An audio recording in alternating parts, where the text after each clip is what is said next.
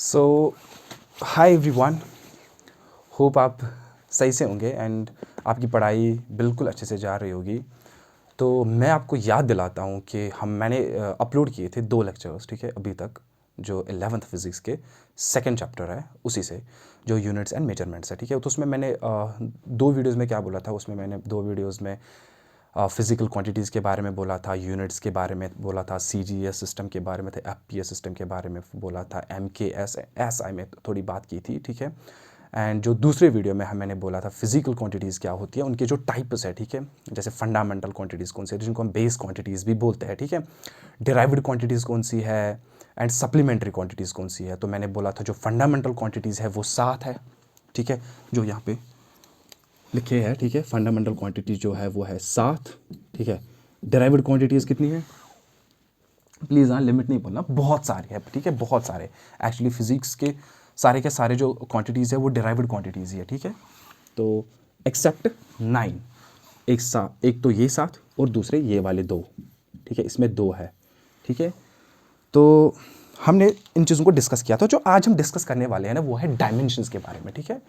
तो डायमेंशंस बहुत important topic है 11th का, ठीक है। नीट जेई के लिए भी बहुत इंपॉर्टेंट है। इसमें से एक क्वेश्चन आ जाता है, ठीक है, हमें निकालना होता है डायमेंशनल फार्मूला एक्चुअली। तो ठीक है, वो भी पढ़ेंगे हम डायमेंशनल फार्मूला, तो वो इसी के रिलेटेड है, ठीक है, थोड़ा सा, कुछ भी नहीं है, बस यही है, ठीक है। तो वो भी देखेंगे हम डायमेंशनल फार्मूला कैसे लिखते हैं, डायमेंशनल इक्वेशंस के बारे में भी हम देखते हैं, ठीक है। तो स्टार्ट करते हैं डायमेंशंस को, ठीक है। डायमेंशंस की प्रॉपर डेफिनेशन लिखने से पहले मैं आपको यहाँ पे बता दूँ कि डायमेंशंस एक्चुअली हमें बोलती है कि जो गिवन फिजिकल क्वांटिटी है जिसके हमें डायमेंशंस निकालने हैं, ठीक है, वो हमें बताती है कि गिवन फिजिकल क्वांटिटी में फंडामेंटल क्वांटिटी, ये इन 7 में से फंडामेंटल क्वांटिटी कौन कौन सी आई है, कौन कौन सी आई है और कितनी बार आई है, बट न्यूमरेटर में। कहां पे, न्यूमरेटर में, न्यूमरेटर, ठीक है। कौन कौन सी फिजिकल क्वांटिटी आई है और कितनी बार आई है, बट न्यूमरेटर में, ठीक है। तो ये हो गया, मतलब जैसे एग्जांपल के तौर पे लिखते हैं, जैसे हो गया स्पीड की लेते हैं, ठीक है, स्पीड के डायमेंशंस, ठीक है। स्पीड हमें पता होता है डिस्टेंस अपॉन टाइम, ठीक है। डिस्टेंस तो लेंथ है ना, ठीक है, डिस्टेंस तो लेंथ है, ठीक है, और वो हमें पता है कि लेंथ एक फंडामेंटल क्वांटिटी है, ठीक है। टाइम तो टाइम है, ठीक है, वो भी फंडामेंटल क्वांटिटी है। देखो मुझे पता चला कि जो स्पीड है ना, जो फिजिकल क्वांटिटी है, उसमें जो फंडामेंटल क्वांटिटी है वो लेंथ है और टाइम है। फंडामेंटल क्वांटिटी में अगर आपको पता है उसमें लेंथ आता है, मास, टाइम, इलेक्ट्रिक करंट, ठीक है, टेम्परेचर, अमाउंट ऑफ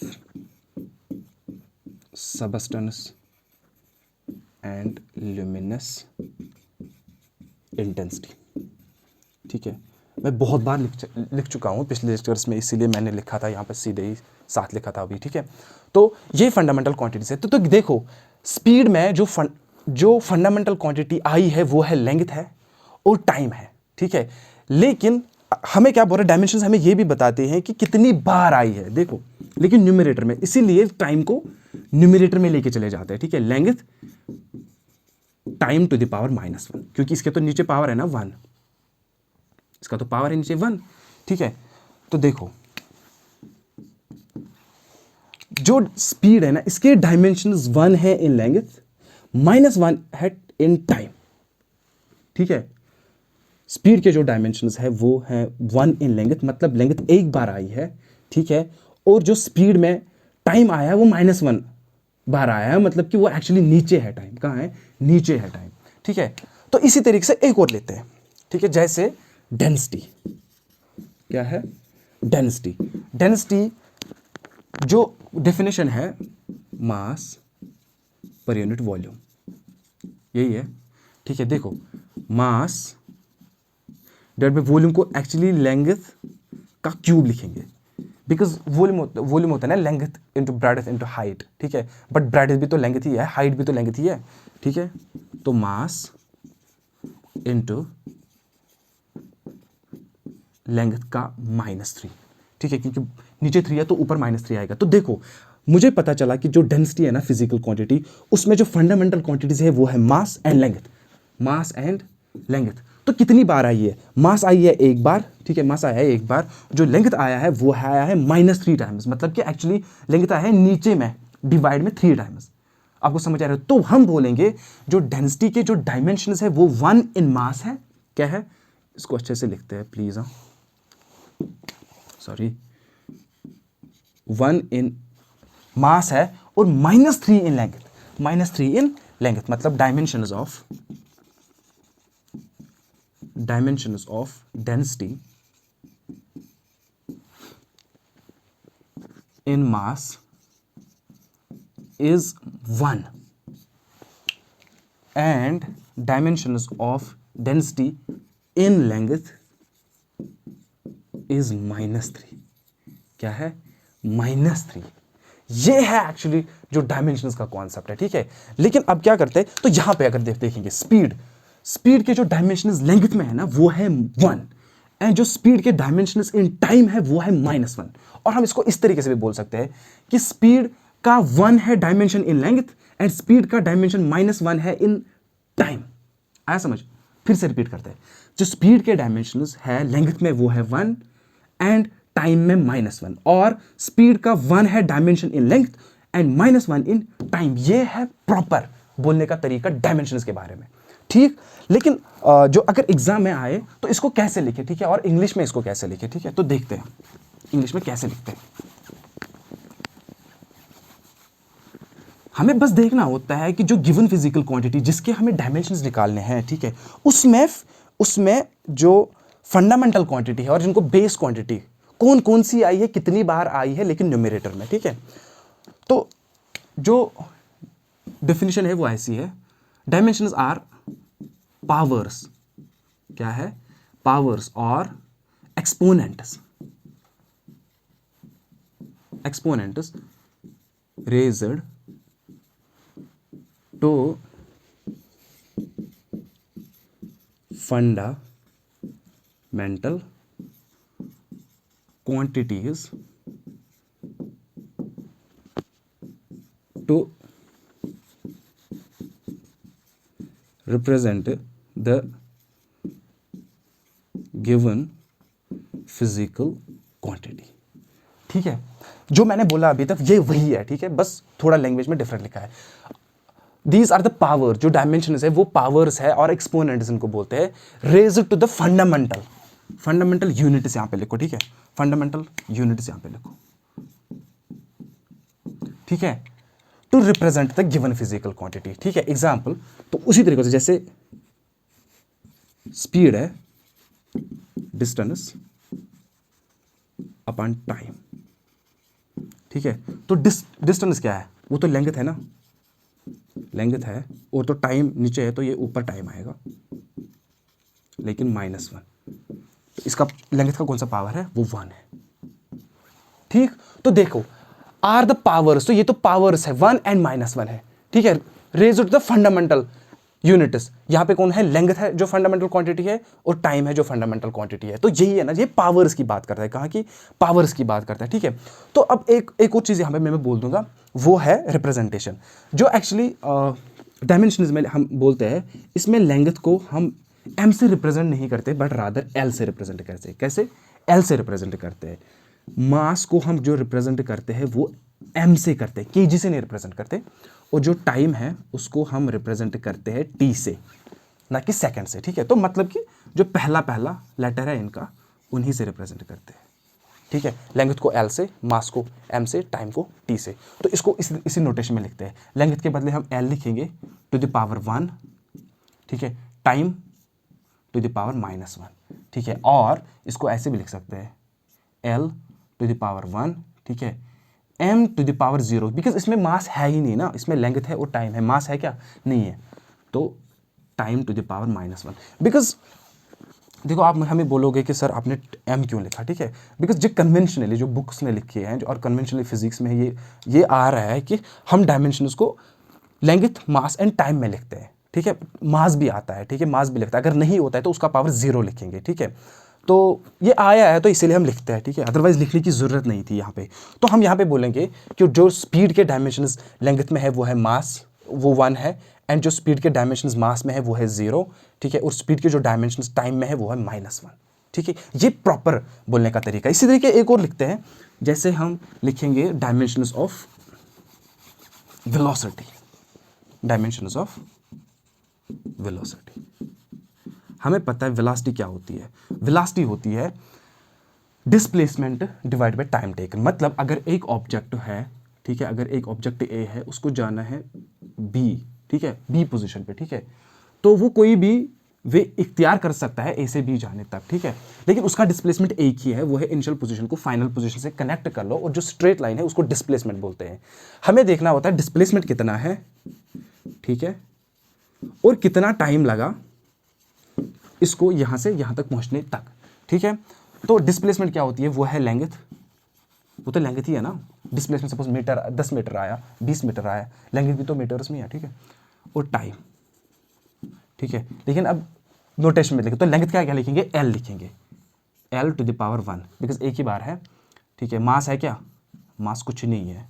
टाइम कितना है, -1, टाइम कितना है, -1। तो हम बोलेंगे जो वेलोसिटी के डायमेंशंस है वो 1 है इन लेंथ, 0 इन मास, ठीक है, एंड -1 इन टाइम, ठीक है। ये है प्रॉपर। लेकिन ऐसा बिल्कुल गलती नहीं करना, जो मैक्सिमम स्टूडेंट्स आजकल गलती करते हैं, ठीक है, हर जगह पे, ठीक है। उनको कोई बोलता है कि डायमेंशंस हमें बता दो वेलोसिटी के, ठीक है, वो बोलते हैं L1 M0 T-1, ठीक है। ऐसा बिल्कुल नहीं बोलना। आप बोलना कि जो वेलोसिटी के डायमेंशंस 1 है इन लेंथ, ठीक है, 0 इन मास एंड -1 इन टाइम।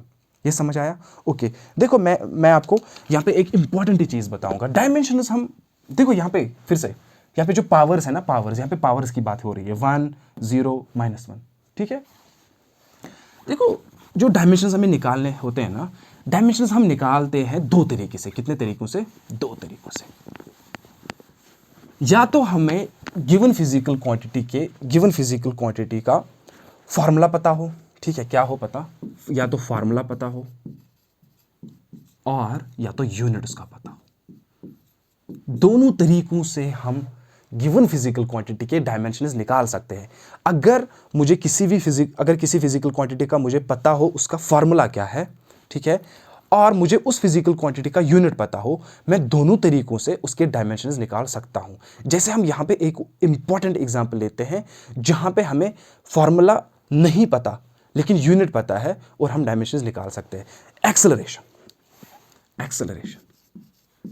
क्या है? एक्सेलरेशन दोनों तरीकों से निकालते हैं, ठीक है, फॉर्मूला से भी और यूनिट से भी, ठीक है। हमें पता है जो एक्सेलरेशन का फॉर्मूला है ना, वो होता है चेंज इन वेलोसिटी। क्या होता है? Change in velocity divided by time taken.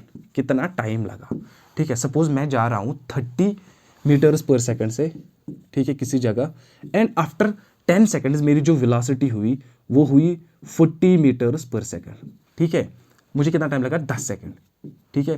तो चेंज इन वेलोसिटी 40, चेंज मतलब फाइनल माइनस इनिशियल, 40 मीटर्स पर सेकंड माइनस 30 मीटर्स पर सेकंड, ठीक है, और कितना टाइम लगा? 10 सेकंड। ये कितना आएगा? ये आएगा 1 मीटर पर सेकंड स्क्वायर, ठीक है, स्क्वायर। एक तो इसका सेकंड और इसका सेकंड, ठीक है। तो यहाँ पे चेंज इन वेलोसिटी, देखो चेंज इन वेलोसिटी क्या होता है, इसको लिखते हैं हम v minus you divide by time, final minus initial divide by time, final minus initial divide by time taken, ठीक है। देखो यहाँ पे चेंज इन वेलोसिटी क्या होता है, वो तो वेलोसिटी होता है ना। कल वाले लेक्चर में मैंने तो इसको थोड़ा बोला था, जब kg के साथ इसको kg सब्ट्रैक्ट किया था, ठीक है, और टाइम, ठीक है। तो देखो वेलोसिटी क्या होती है, अभी हमने बोला था displacement divide by time taken, displacement divide by time. लेकिन एक और टाइम तो यहाँ पे है, टाइम, ठीक है। डिस्प्लेसमेंट क्या होती है? वो होती है लेंथ। क्या होती है? लेंथ। डिस्प्लेसमेंट सपोज 2 मीटर्स, तो लेंथ भी तो मीटर ही है। टाइम कितनी बार है? 2 बार है डिनोमिनेटर में। तो इसको लिख सकते हैं L रिप्रेजेंटेशन, लेंथ को L टू द पावर 1, ठीक है। M कितना है? नहीं है M।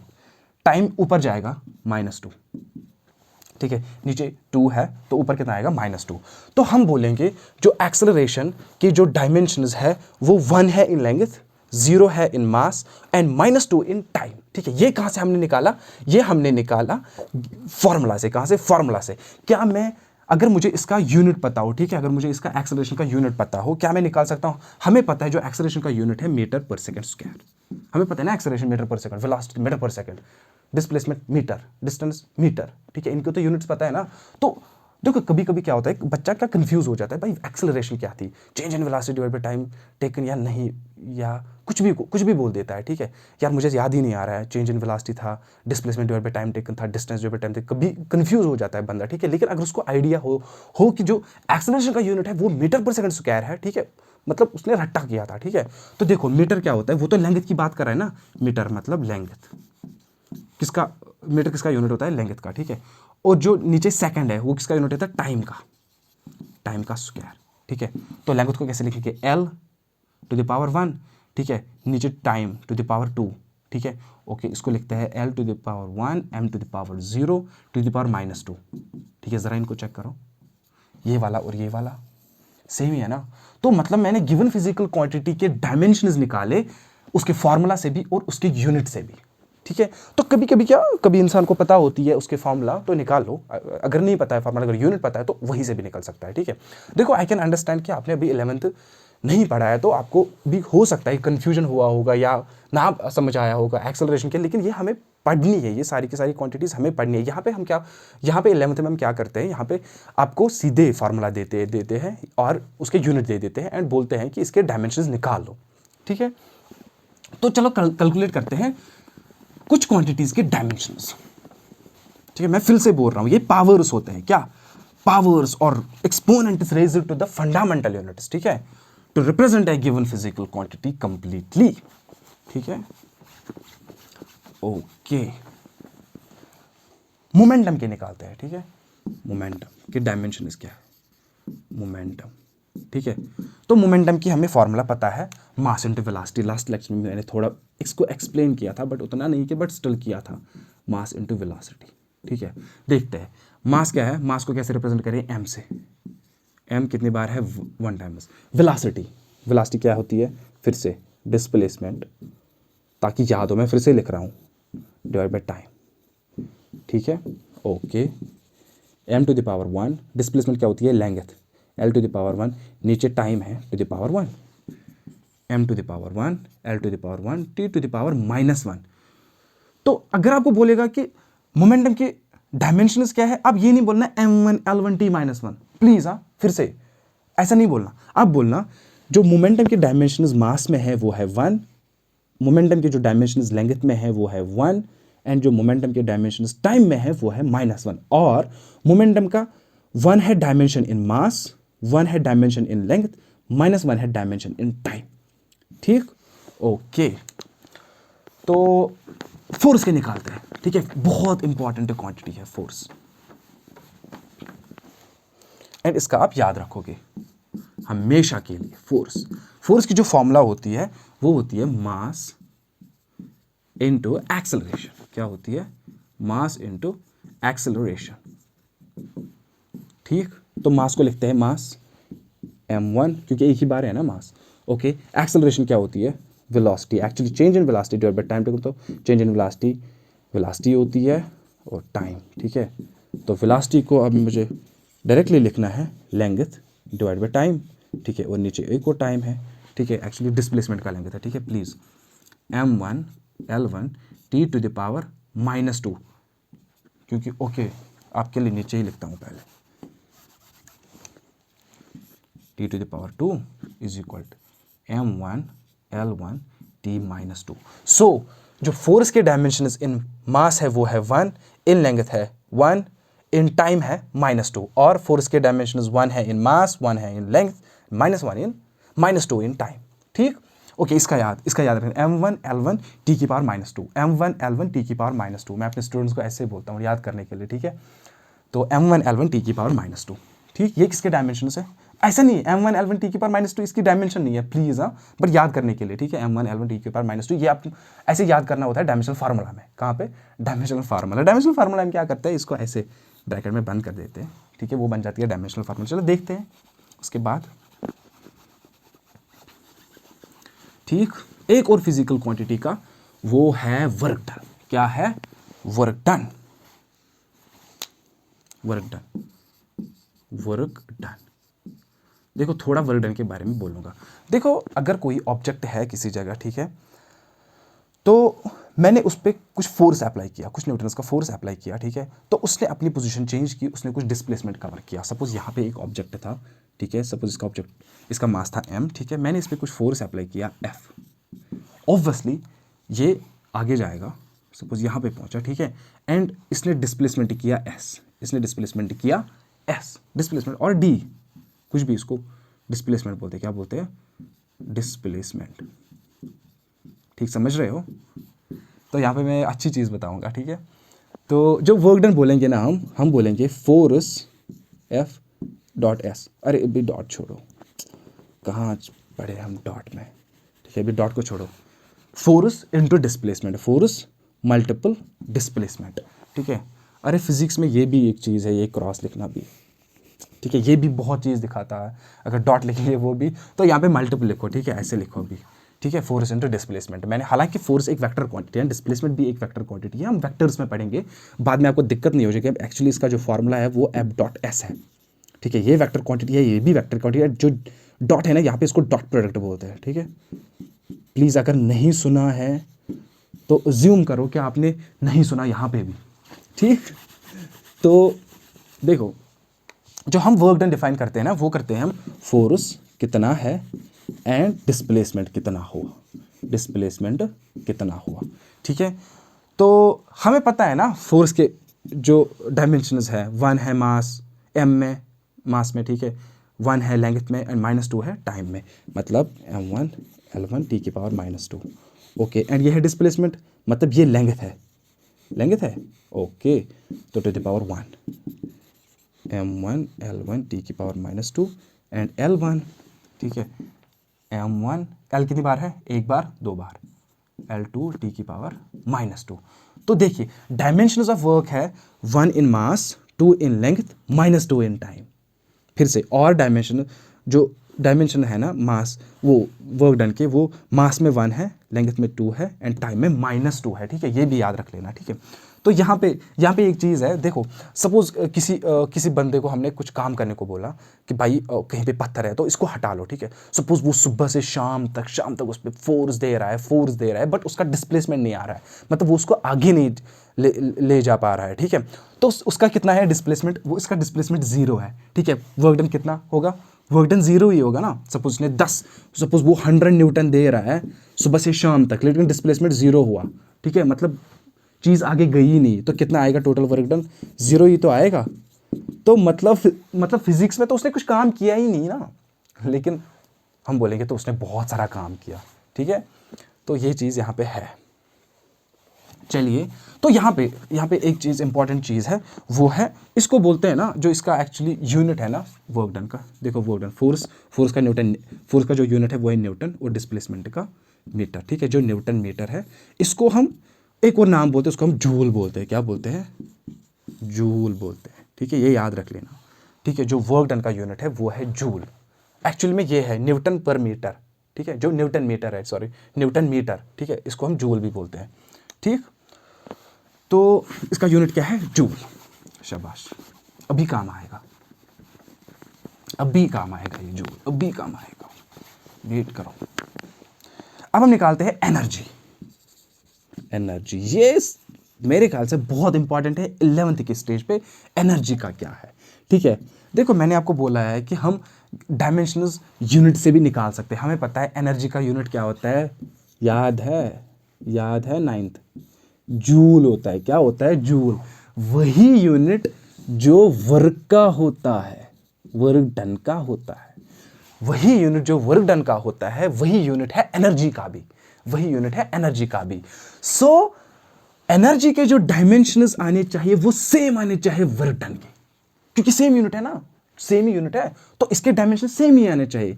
हमें जो वर्क डन के यूनिट आए थे वो है m1 L2 t की पावर -2, यही आए थे ना, अगर याद होगा, ठीक है। तो क्या एनर्जी के डायमेंशन यही आएंगे? ऐसे ही आएंगे क्या, मतलब 1 आएगा मास में, 2 आएगा लेंथ में, -2 आएगा टाइम में, ठीक है, क्या यही आएंगे? देखते हैं। जो देखो एनर्जी की बात, एनर्जी क्या हो सकती है? एनर्जी कुछ भी हो सकती है, काइनेटिक एनर्जी हो सकती है, पोटेंशियल एनर्जी हो सकती है, बहुत सारी स्प्रिंग एनर्जी है, बहुत सारी स्प्रिंग में पोटेंशियल एनर्जी, ठीक है, बहुत सारी एनर्जीज है। तो यहाँ हम देखेंगे काइनेटिक एनर्जी। पहले kinetic energy, actually higher energy का जो डायमेंशन सेम है, लेकिन 11th और 12th के स्टेज पे, लेटर स्टेज पे नहीं, ठीक।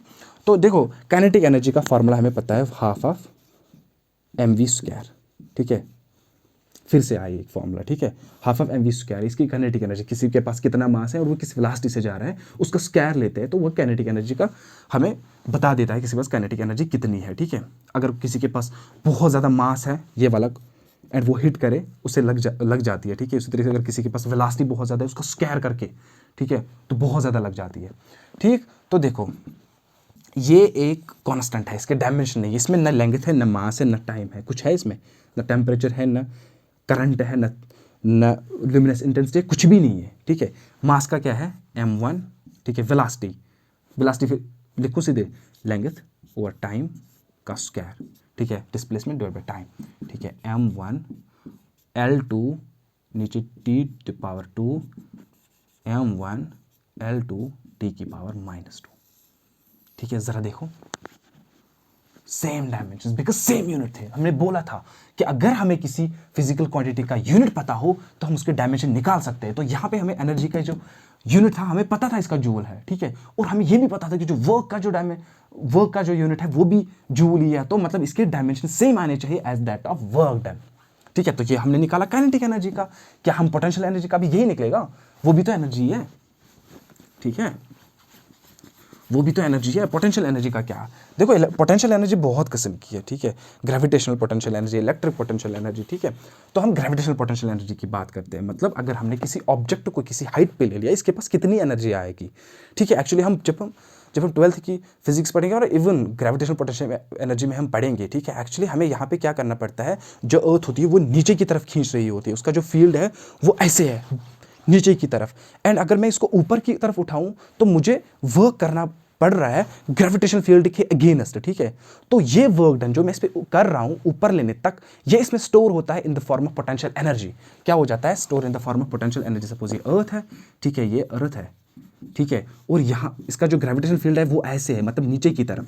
अगर कोई भी ऑब्जेक्ट किसी भी पॉइंट पे मैं छोड़ दूँ वो नीचे आएगा, मतलब इसका जो ग्रेविटेशनल फील्ड है वो नीचे है, ठीक है। तो अगर मैं इस ऑब्जेक्ट को यहाँ से ऊपर की तरफ मूव कर रहा हूँ तो मैं वर्क कर रहा हूँ अगेंस्ट इस ग्रेविटेशनल फील्ड के, ठीक है, मतलब मैंने इस पर वर्क किया, तो ये वर्क स्टोर होगी in the form of potential energy इस ऑब्जेक्ट पे, इस ऑब्जेक्ट में। सो यहाँ से इस हाइट तक, ठीक है, इसमें पोटेंशियल एनर्जी स्टोर हो जाएगी। बाद में वो पोटेंशियल एनर्जी में इसको ड्रॉप करते हैं, बाद में वो पोटेंशियल एनर्जी काइनेटिक एनर्जी में कन्वर्ट हो जाती है, ठीक। तो ये हम पढ़ने वाले हैं आगे जाके, लेकिन इस स्टेज में फॉर्मूला इंपॉर्टेंट है, ठीक है। वो क्या होती है? वो होती है पोटेंशियल एनर्जी का जो फॉर्मूला होता है वो होता है mgh। क्या होता है? mgh। किसी ऑब्जेक्ट के पास मास कितना है, ठीक है, एक्सेलरेशन टू द ग्रेविटी, ठीक है, ये एक्सेलरेशन है, ये वो कांस्टेंट नहीं है जिनके डायमेंशंस नहीं है, ठीक है, कांस्टेंट्स के डायमेंशन 0 होते हैं, लेकिन ये यूनिट वाला कांस्टेंट है। जी का कितना होता है?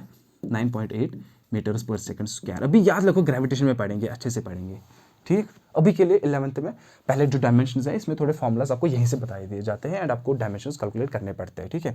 लेकिन जब हम 11th कंप्लीट करेंगे और हमारे दिमाग में सारी की सारी फार्मूलाज हो, ठीक है, तब हमें फॉर्मूला नहीं दी जाएगी, ठीक है, तब आपको सीधे कैलकुलेट करना है, ठीक है। तब आपको ये चीज़ें तो दिक्कत नहीं करेंगे, बात नहीं, तो बहुत आसान है, तो बेसिक सी चीज़ें हैं, ठीक है।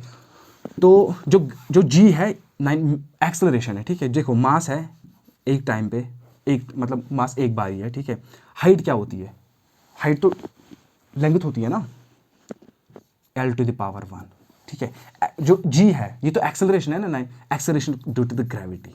चलो लिखते हैं एक्सेलरेशन ड्यू टू ग्रेविटी, ठीक। ओके, इसको हमने अभी बोला था ये velocity divide by time taken है, ठीक है। तो m1 वेलोसिटी क्या होती है? Displacement divide by time taken. Displacement length होती है और दूसरा टाइम वहाँ पे बैठा हुआ है, वो थोड़ी कहीं जाएगा।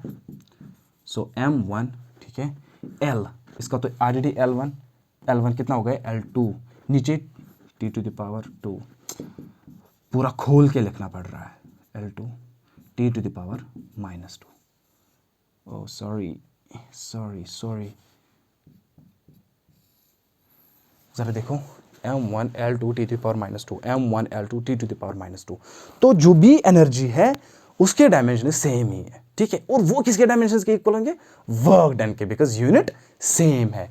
तो आप यहां से एक कंक्लूजन निकाल सकते हो, दोज फिजिकल क्वांटिटीज जिनके सेम यूनिट्स है उनके सेम डायमेंशंस है। दोज ठीक है, फिजिकल क्वांटिटीज हो सकती है, ठीक है, जिनके यूनिट सेम हो तो उनके डायमेंशंस सेम हो। एग्जाम्पल के तौर पे अगर आपसे बोला जाएगा तो वर्क डन एंड एनर्जी, ठीक है, ठीक है। एक और एग्जाम्पल लेते हैं, उसको बोलते हैं हम प्रेशर। क्या बोलते हैं? प्रेशर।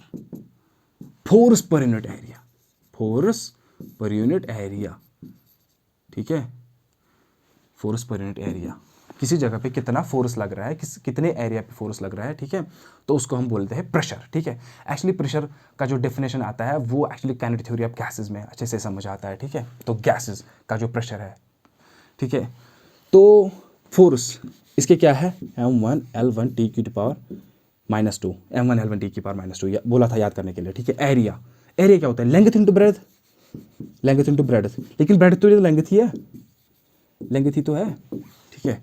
सो m1l1 टी की power minus to divide by length कितनी बार है? 2 बारी, ठीक है। m1l1 टी की power minus two, l to the power minus two, ऊपर माइनस टू आएगा, ठीक है। m1l minus one T power minus two, ठीक है। तो क्या बोलेंगे?